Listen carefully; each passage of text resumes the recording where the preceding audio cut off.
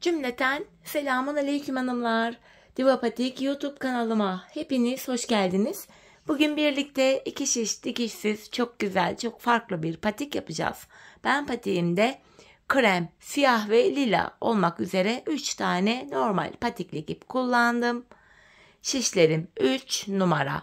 Modelimiz şöyle.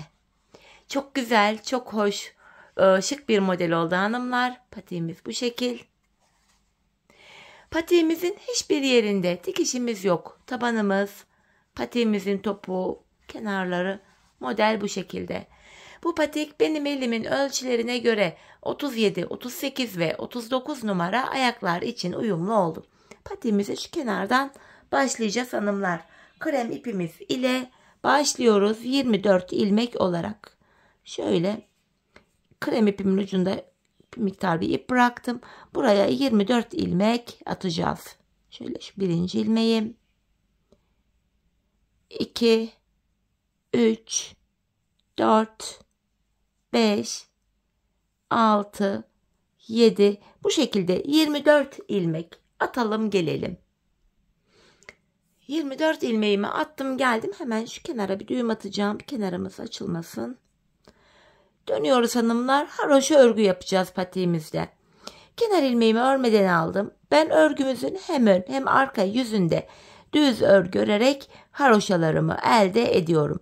İlmeklerimi sırasıyla düz yani haroşa olarak örüyorum.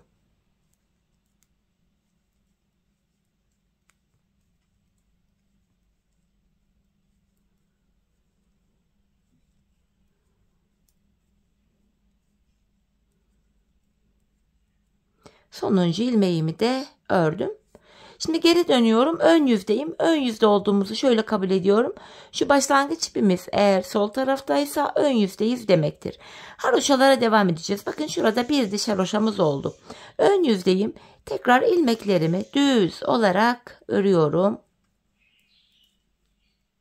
Ön yüzde ve arka yüzde ilmekleri örünce bir diş haroşa düşüyor.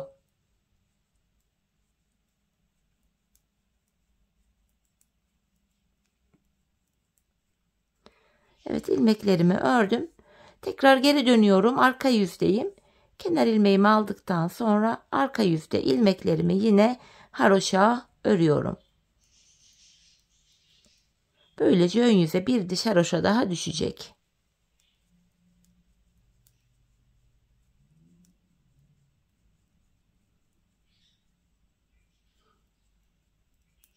Sonuncu ilmeğimi de ördüm. Geri dönüyorum hanımlar. Ön yüzdeyim. Tekrar. Bakın burada iki diş haroşamız oluştu. Hanımlar patiğimizin bu bölümüne, şu kenar bölümüne ben toplamda 24 diş yani 24 sıra haroşa ördüm. İkisini ördük şu anda. 22 diş daha haroşa öreceğiz. 24 olacak. Bu bölüme 24 sıra haroşamızı örelim. Ardından buluşalım. Evet hanımlar, toplamda 24 sıra haroşamı ördüm ve geldim. Şimdi modelimize başlayacağız. Modelimiz şöyle 21 sıradan oluşan iki dilimden ibaret. 21 sıradan oluşuyor. Şimdi ön yüzde ilk sırayı yapıyoruz hanımlar. Kenar ilmeğimi aldım, örmeden aldım. Şu ikinci ilmeğim 3, 4, 5, 6. İlk 6 ilmeğimi krem ile ördüm. Sonra siyahımı ekleyeceğim hanımlar. Şöyle hemen buraya bir ilmek siyah ördükten sonra siyah ipimizin ucunu şöyle kreme düğümlüyorum. Kalan ilmeklerin tamamını siyah ipim ile örüyorum. Yani 18 ilmeğimiz kaldı. Kalan 18 ilmeğin tamamı siyah ile örülüyor. Modelin ilk sırası ön yüzde bu şekilde yapılıyor. Sonuncu ilmeğimi de ördüm. Geri dönüyorum hanımlar. Arka yüzdeyim. Kenar ilmeğini aldıktan sonra arka yüzde ilmeklerimizi gördüğümüz renklerle haroşa örüyoruz. Bu şekilde. Arka yüzde model kurulumu yapmıyoruz. Ön yüzde model kurulumu yapıyoruz. Arka yüzde de ilmekleri gördüğümüz renklerle normal haroşa olarak örüyoruz. Bakın krem ilmeklerime geçtim. Krem ilmeklerimi de krem ipimle örüyorum. Arka yüzde renk geçişi yaparken ipi de arka tarafta bırakıyoruz hanımlar. Bu şekilde sonuncu ilmeğimi de ördüm. Şimdi geri döndüm. Ön yüzdeyim. Modelde ikinci sıradayız. Bu ikinci sıramızda hanımlar kenar ilmeğinden sonra ikinci ilmeğim 3, 4, 5 tane krem ördüm. Siyahımı alıyorum. Buraya 2 ilmek siyah öreceğim. 1, 2. Şimdi lila ipimizi de ekleyeceğim hanımlar. Şöyle lila ipimi de ekleyeceğim buraya. Hemen ilk ilmeğimi ördükten sonra lila ipimin ucunu da düğümleyeceğim. Artık aynı iplerle örmeye devam edeceğiz. İlk ip eklerken düğüm atıyoruz patiğimiz sökülmesin diye. Bunu unutmayalım. Hemen düğümümü attım. Buraya bir tane lila örmüştüm. Şimdi 15 ilmek lila öreceğim. 2, şu üçüncü ilmeğim, 4, 5, 6, 7, 8, 9, 10, 11, 12, 13, 14, 15. Bakın kenarda 2 ilmek bıraktık. Bu 2 ilmeği örmüyorum. Geri dönüyorum. Arka yüzdeyim. Arka yüzde ilk ilmeğimi düz örerek başladım. Yine arka yüzde ilmeklerimizi gördüğümüz renklerle örüyoruz.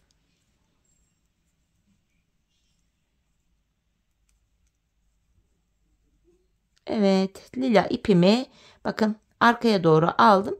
Burada 2 siyah ilmeğim var. 2 siyah ilmeğimi siyah ipimle örüyorum. Tekrar siyahı arkada bıraktım. Krem ilmeklerimi de krem ipim ile örüyorum. Böylece modelimizin ikinci sırasını tamamlamış olduk. Geri döndüm hanımlar. Ön yüzde modelde 3. sıradayız. 3. sıramızda kenar ilmeği 1, yanına ikinci ilmeğim 3, 4 tane krem ördükten sonra hemen siyah ipimi alıyorum. 2 ilmek siyah örüyorum. Tekrar lila ipimi aldım. 14 ilmek lila öreceğim. 1, 2, 3, 4, 5, 6, 7, 8, 9, 10, 11, 12, 13, 14. Bakın şu kenarda 2 ilmek daha bırakmış olduk. Ardından hemen geri dönüyorum. Yine arka yüzde ilmeklerimizi gördüğümüz renklerle örüyoruz.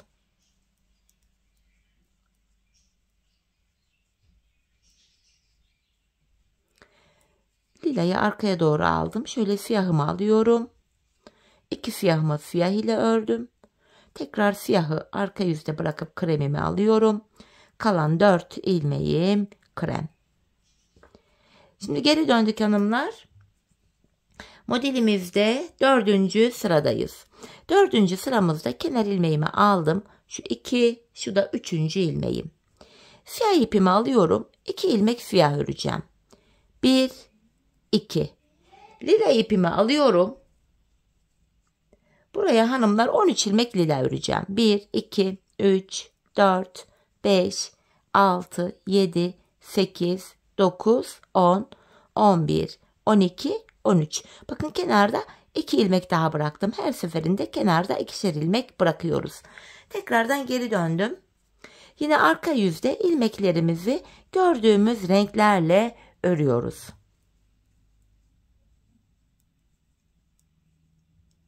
Lila ilmeklerimi lila ipim ile ördüm. Siyahımı alıyorum. 2 siyah ilmeğimi siyah ile örüyorum. Tekrar krem ipimi aldım. Kalan 3 ilmeğim krem. Geri döndük. Ön yüzde modelde 5. sıradayız hanımlar. 5. sıramda kenar ilmeğimi aldım. 2. ilmeğimi krem ile örüyorum. Tekrar şöyle renk geçişimi yaptım. Siyahımı aldım. 2 tane siyah örüyorum. Şöyle 2 siyah. Hemen lila ipimi aldım. Şöyle çaprazlamasını alıyorum. Geçiş yerlerinde delik görüntü oluşmasın diye. Şimdi de 12 ilmek lila öreceğim. 3, 4, 5, 6, 7, 8, 9, 10, 11, 12 tane lila ördüm. Geri dönüyorum. Tekrar arka yüzde ilmekleri gördüğümüz renklerle haroşa örüyoruz. Arka yüzde modelin 5. sırası bu şekilde. Tekrardan şurada siyah ipimi alıyorum. 2 siyahımı siyah ile ördüm ve kalan 2 ilmeğim krem. Tekrar şöyle geri dönüyoruz hanımlar. Bakın şeklimiz şöyle devam ediyor. Şimdi modelimizde 6. sıradayız. Şu kenar ilmeğimi aldıktan hemen sonra şöyle kremi bırakıp siyahı alıyorum. 2 tane siyah örüyorum. Tekrar lila ipimi aldım. Şimdi de 11 ilmek lila öreceğim. 1, 2, 3, 4, 5, 6, 7, 8, 9, 10, 11. Kenarda 2 tane daha lila bıraktım. Böylece 2 ilmek daha bıraktım. Yeniden geri döndüm. Arka yüzde yine ilmeklerimi haroşa olarak örüyorum.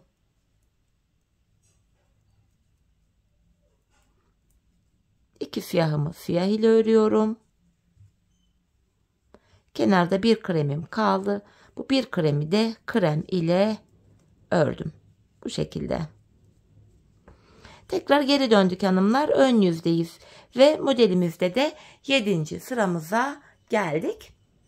7. sıramızda şöyle kremimi çıkarıp aradan bıraktım. Şöyle. Bu sıramda 7. sıramda ilk 2 ilmeğimi siyah öreceğim. 1, 2. Ardından lila ipimi alıyorum. Şöyle çaprazlamasına lila ipimi aldım. 10 ilmek lila. 1, 2, 3, 4, 5, 6, 7, 8, 9, 10. Bakın kenarda 2 ilmek daha bıraktım. Geri dönüyorum. Arka yüzde yine ilmekleri gördüğümüz renklerle örüyoruz. Lila ilmeklerimi lila ipim ile örüyorum. Siyahımı aldım. Son 2 ilmeğim de siyah. Şimdi geri döndük hanımlar. Yeniden ön yüzdeyiz. Modelimizde de 8. sıramıza geldik. 8. sıramızda kenar ilmeğimi aldım. Devamında ilmeklerin tamamını şöyle siyah ipimiz ile örüyorum. Hepsi siyah. 24 ilmeğimiz vardı. 24 ilmeğimizi sıra sonuna kadar örüyoruz. 8. sıramız bu şekilde.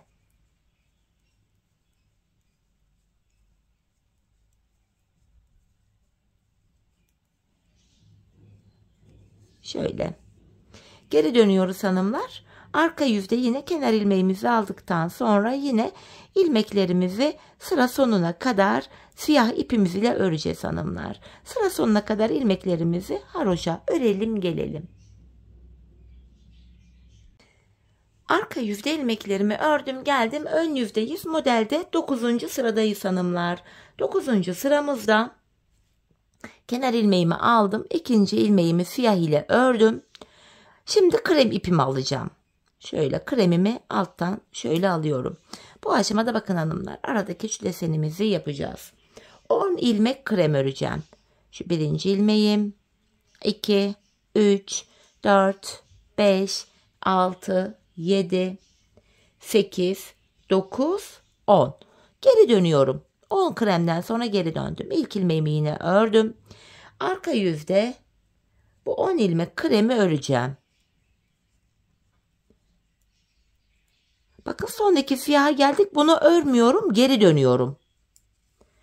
Burada geri döndüm hanımlar. Arka yüzde son 2 siyahı örmedik. Geri döndüm. Şimdi modelde 10. sıramız hanımlar. Öncelikle şu ilk kremim, şu da 2. kremim. Bunu örmeden aldım sağ şişime. Şimdi bu dediğim gibi 10. sıramız. İlk 2 kremi örmeden aldım. 6 tane krem öreceğim. 1, 2, 3, 4, 5, 6. 6 kremden sonra şöyle geri dönüyorum. 6 krem ilmeğimi öreceğim şimdi tekrar. İlk ilmeğimi düz ördüm. Arka yüzdeyim. Şu 2. ilmeğim. 3, 4, 5, 6.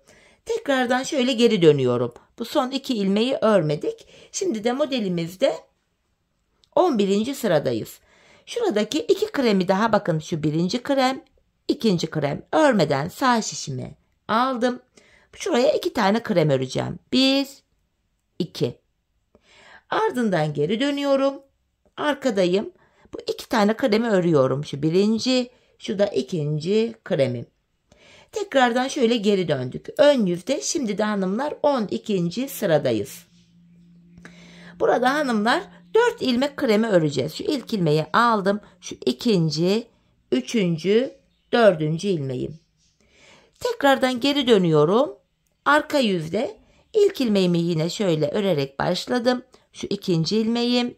3, 4, 5, 6. Arkada 6 ilmek ördük tekrar. Yeniden geri döndüm. Ön yüzdeyim. Bu defa modelde de 13. sıradayız hanımlar. İlk ilmeğimi şöyle aldım. Buraya 8 ilmek krem öreceğim. Şu ikinci ilmeğim. 3, 4, 5, 6, 7, 8 tane krem ördüm. Tekrar geri dönüyorum. Arka yüzdeyiz hanımlar. İlk ilmeğimi örerek başladım.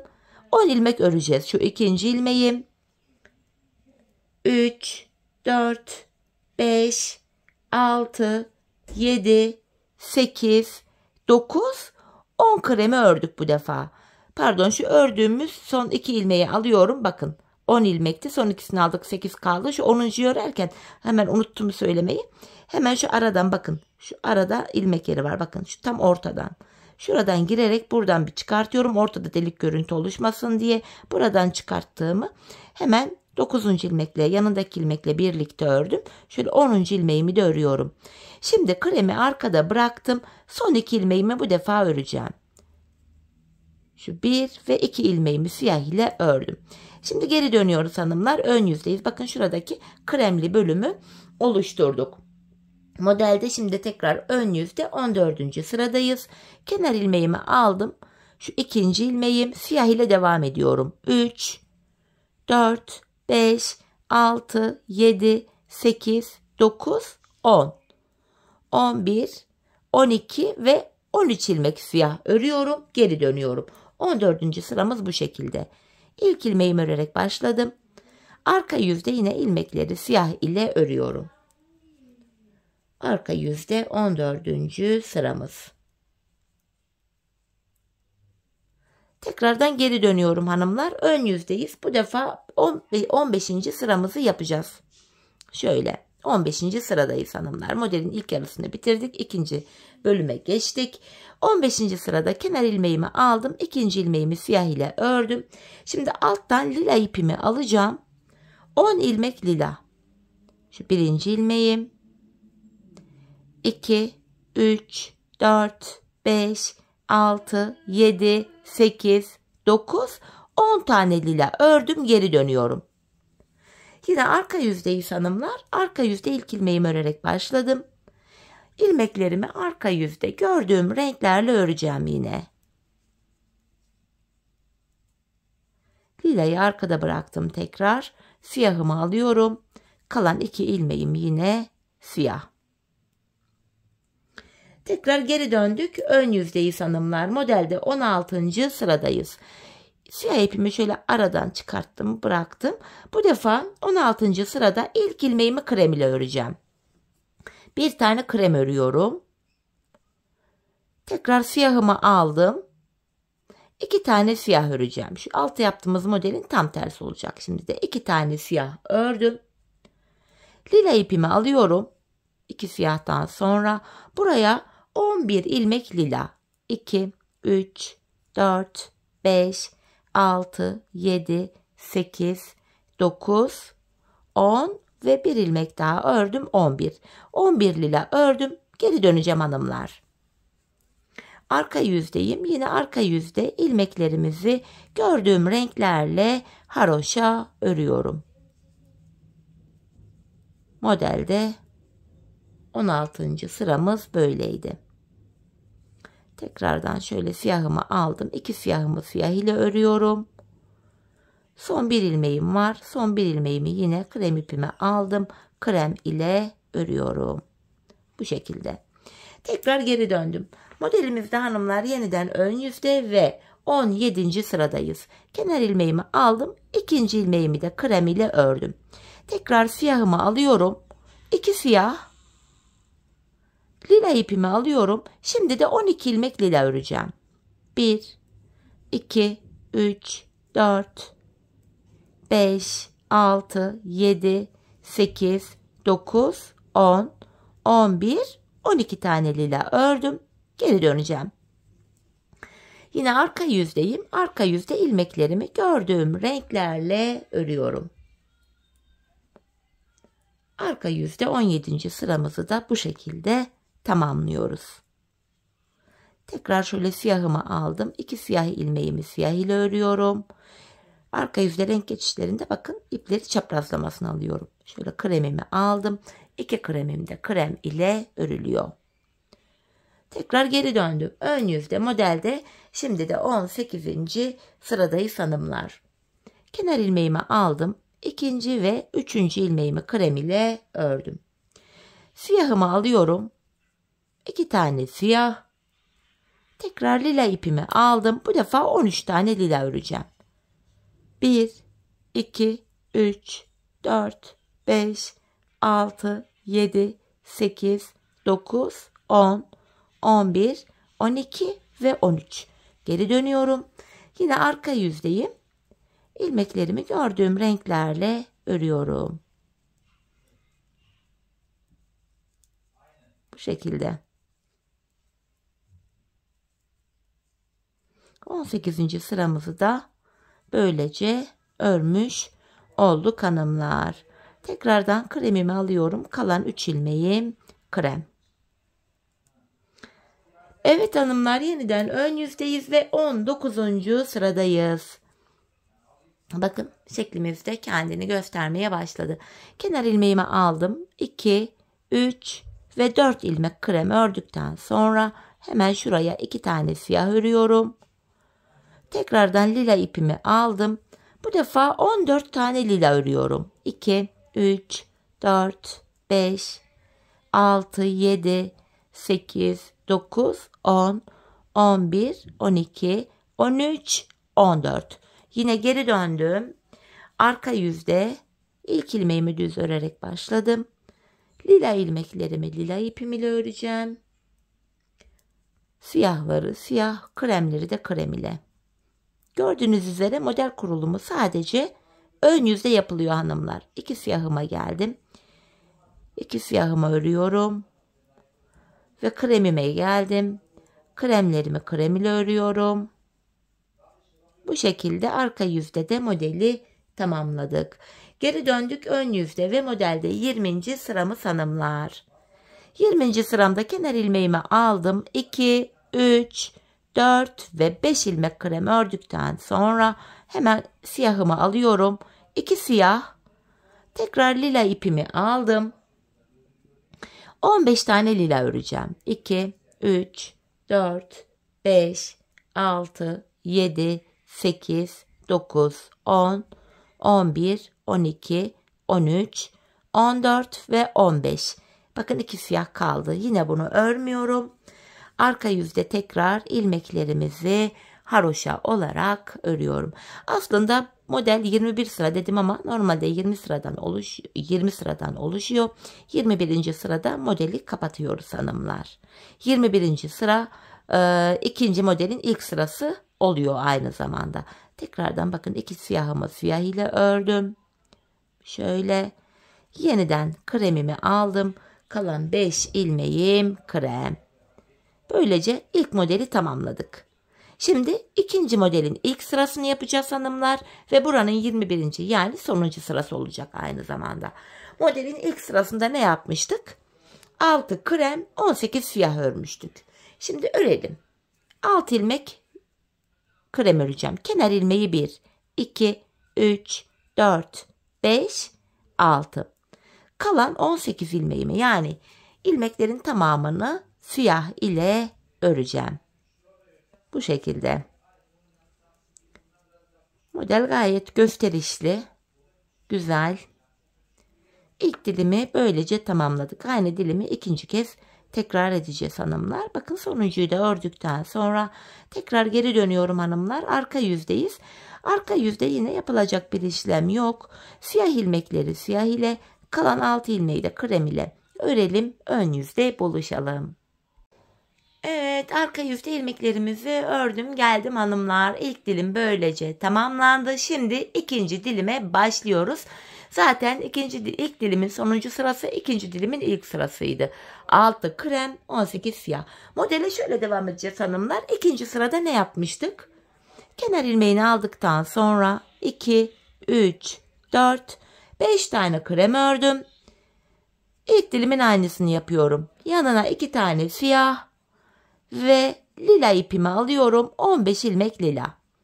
1, 2, 3, 4, 5, 6, 7, 8, 9, 10, 11, 12, 13, 14 ve 15. Ardından geri döndük. Arka yüzde hanımlar ilmeklerimizi yine gördüğümüz renklerle haroşa ördük. İkinci sırası modelimizin bu şekilde. İlk modelde yaptığımız işlemin hanımlar aynısı ikincide de yapılıyor. Şu an ikinci sıradayız. Arka yüzde ikinci sıramızı örüyoruz. 2 siyahımı siyah ile örüyorum. Şu 2 siyahım. 2 kremim var. Krem ile örüyorum.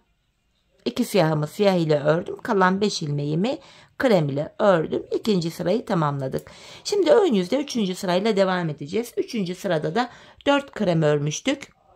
2 siyah ve 14 tane lila örüp geri dönmüştük. Hanımlar artık modelin ikinci dilimini yapabilirsiniz. Şöyle ilk diliminde her bir sırayı tek tek söyledim. Hem ön hem arka yüzde örerek gösterdim. Birinci sıramız, ikinci sıramız, üçüncü sıramız diye belirttim. Ayrıca ördüğüm renkleri de 3 krem, 2 siyah, 10 lila gibi tek tek ördüğüm renkleri de zaten belirttim.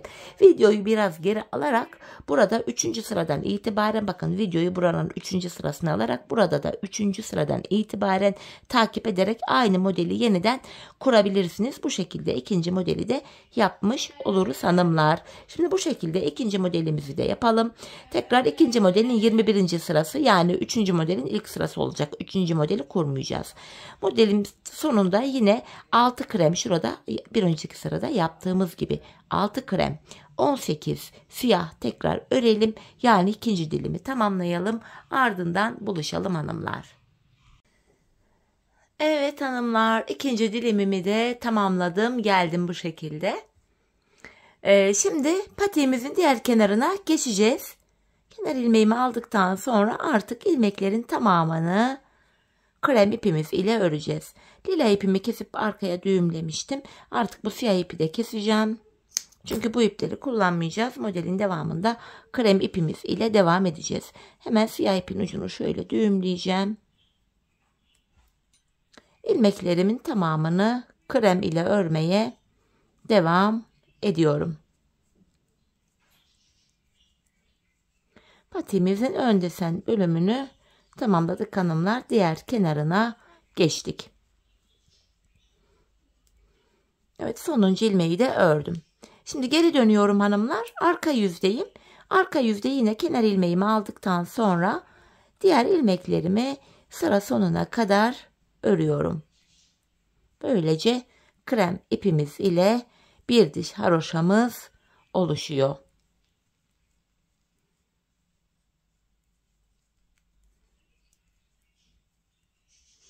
Sonuncuyu da ördüm. Tekrar geri dönüyoruz hanımlar. Bakın burada bir diş haroşamız oluştu. Patiğimizin şu kenar bölümüne, ilk bölüme 24 diş haroşa örmüştük. Burada da toplam 24 diş haroşamız olacak. Kenardaki haroşa sayıları eşit olacak çünkü. Buraya yine 24 sıra haroşamızı tamamlayalım. Gelelim, ardından buluşalım. Evet hanımlar, bu bölüme 24 diş haroşamı ördüm. Geldim. Şimdi buradaki ilmeklerimizi keseceğiz. İkişer ikişer toplayarak kesimimi yapacağım. Biraz gevşek bir kesim yapalım hanımlar. Esnek bir kesim yapalım. Çünkü patiğimizin arka topuk bölümünü örerken kesim yaptığımız bu kenar ilmek yerlerinden ilmekler çıkaracağız. İlmekleri kolay bir şekilde çıkarabilmek için gevşek bir kesim yapmamızda fayda var.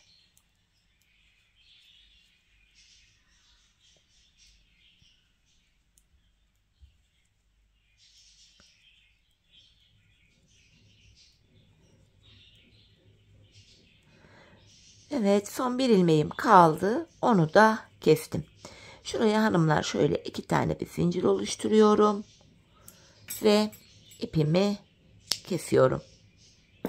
Patiğimizin üst bölümünü tamamladık. Şimdi şu geniş bölümden başlayarak tabanımızı öreceğiz. Bunun için de şöyle bir tık daha uzun şişlerim var. Ucu kapalı şişim. Bunlarla patiğimin bu bölümünü yapacağım. Dileyen misinalı şiş de kullanabilir. Öncelikle bakın hemen şurada geniş olan bölümde ilk kenar ilmek yerine şuraya ilmeğin 2 kanadına birden girdim. İlmek çıkarttım.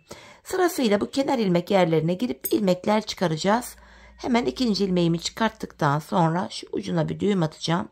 Patiğimiz sökülmesin diye. Böyle sırasıyla bu kenar ilmek yerlerine girerek ilmekler çıkaracağım. Bu şekilde.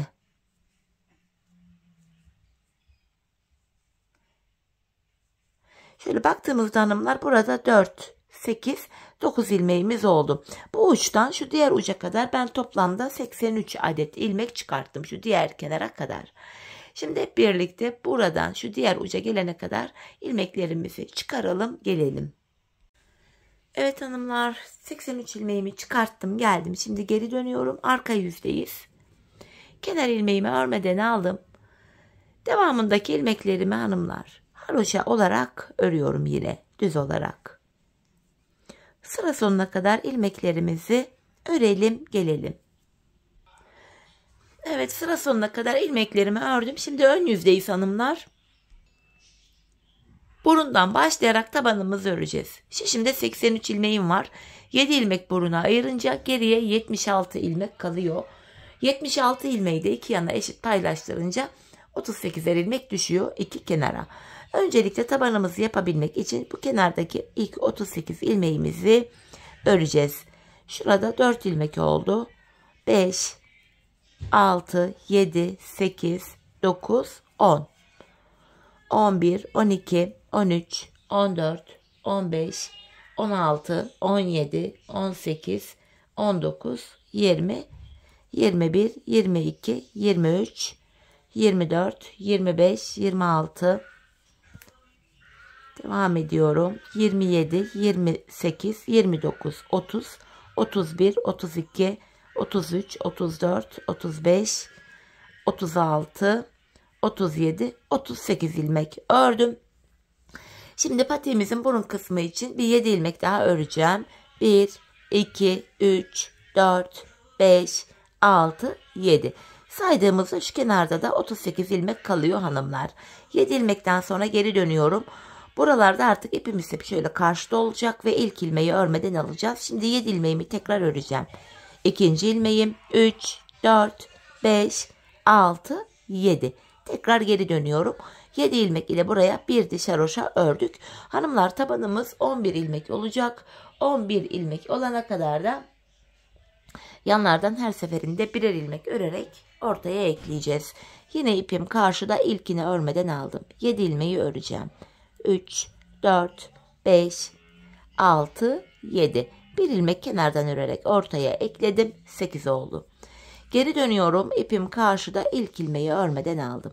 8 ilmeğimi öreceğim şimdi de. 4, 5, 6, 7, 8. Bir ilmek de şu kenardan örerek ortaya ekledim. 9 oldu. Tekrar geri döndüm. İpim karşıda, ilk ilmeği örmeden aldım. 9 ilmeğimi öreceğim. 5, 6, 7, 8, 9. Bir ilmek de kenardan örerek ekledim. 10. Geri dönüyorum. Yine ipim karşıda, ilk ilmeği örmeden aldım. 10 ilmeğimi öreceğim. 4, 5, 6, 7, 8, 9, 10. Bir ilmek de yandan alarak ortaya ekledim.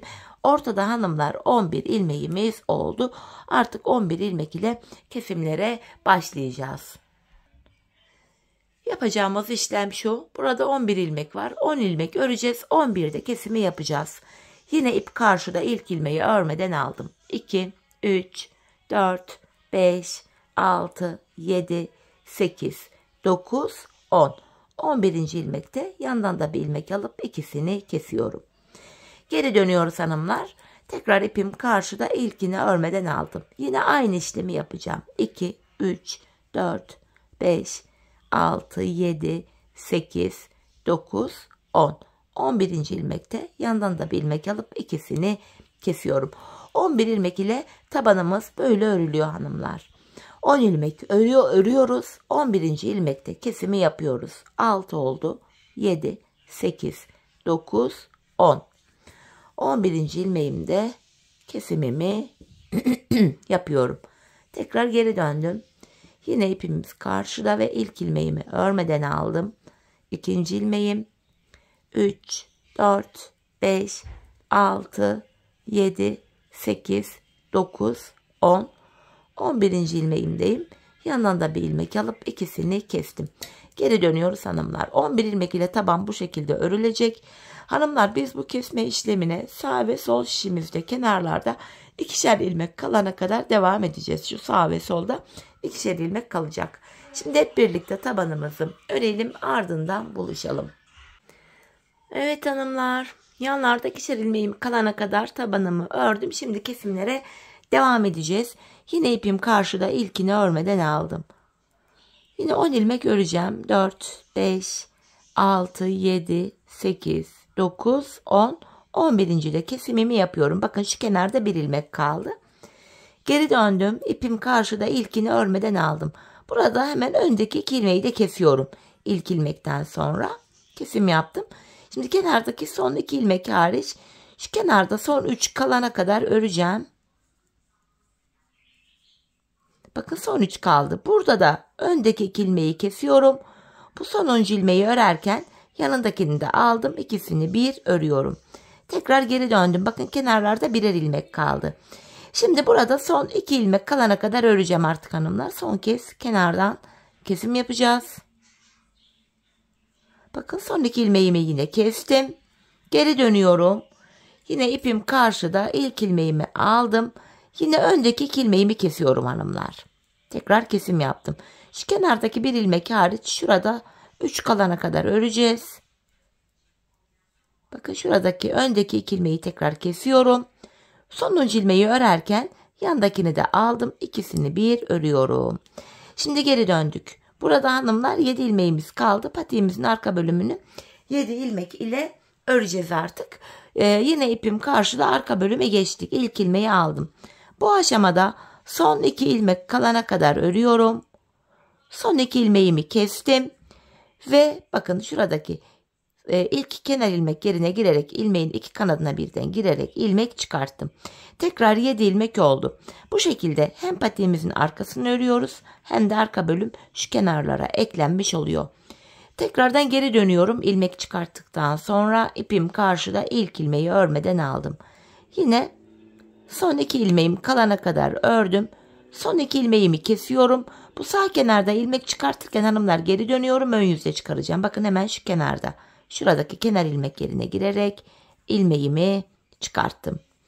Böylece tekrar 7 ilmeğimiz oldu. Patiğimizin arkası 7 ilmek ile bu şekilde örülüyor.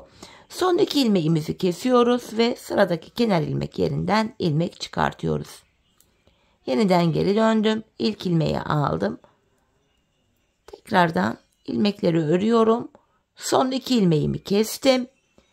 Sağ kenarda ön yüzde ilmek çıkarıyorum. Bir sonraki kenar ilmek yerine girerek ilmeğimi çıkarttım. Patiğimizin arkası böyle örülecek. Biz bu işleme buralara, yani son kenar ilmek yerlerine gelene kadar devam edeceğiz. Şimdi hep birlikte patiğimizin arka bölümünü tamamlayalım, gelelim. Evet, patiğimin arka bölümünü ördüm geldim hanımlar. Şimdi buradaki ilmeklerimi keseceğim artık. İkişer ikişer toplayarak kesimimi yapıyorum. Şu kenarlarımızdan kalan ipuçları vardı. Bunları da gizleyerek şöyle götürüyorum. Artık patiğimizin bu örgü bölümünü tamamladık. Tekrardan şöyle gizliyorum. Son bir ilmeğim kaldı. Onu da kestim. Şöyle. Bu kenarımızda öyle yüksek bir görüntü oluşmasın diye hemen şurada hanımlar şöyle dibine batarak şu bölüme burayı düzlüyorum. Bir tane zincir çektim. İpimi de kesiyorum. Patiğimizi burada tamamladık. Hemen şu önce ipuçlarımızı gizleyelim. Şunları gizleyeceğiz. Sonra da tek sıradan oluşan bir kenar oyamız var. Size hemen onun nasıl yapıldığını da göstereceğim şimdi. Öncelikle şu uçlarımızı gizlememiz gerekiyor. Ayağı giydikten sonra bunlar çıkar, yoksa böyle pis bir görüntü oluşur hanımlar. Hemen az bir yerimiz kaldı. Hemen bunu da gizleyelim. Evet, patiği böyle tamamladık. Şimdi kenar oyamızı yapacağız. Ben kenar oyamda lila ipimi tercih ettim. Hemen tığım ile şöyle lila ipime bir ilmek oluşturuyorum. Hemen topuğu bitirdiğimiz yerden itibaren lila ilmeğimi buraya önce sabitliyorum. Yapacağımız işlem şu. İpimi tığıma doluyorum. Sıradaki kenar ilmek yerine ilmeğin iki kanadına birden girip ilmek çıkarttım. Tığımdaki ilmekleri topluyorum. Aynı işlemi yapacağım. İpimi tığıma doladım. Kenar ilmek yerine girerek ilmek çıkarttım. Tığımdaki 3 ilmeğimi topladım. Sırasıyla bu işlemi yapıyoruz hanımlar. Bu şekilde.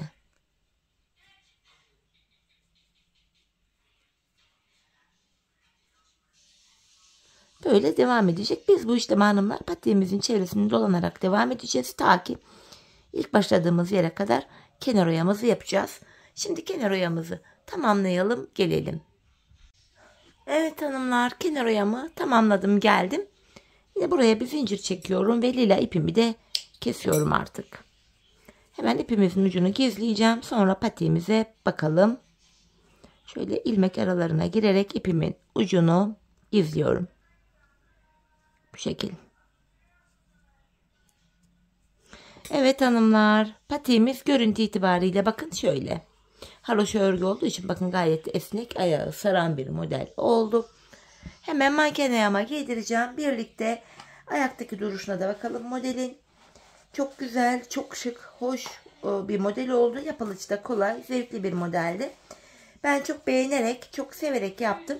Umarım sizler de patiğinizi benimle birlikte beğenerek, severek yaparsınız.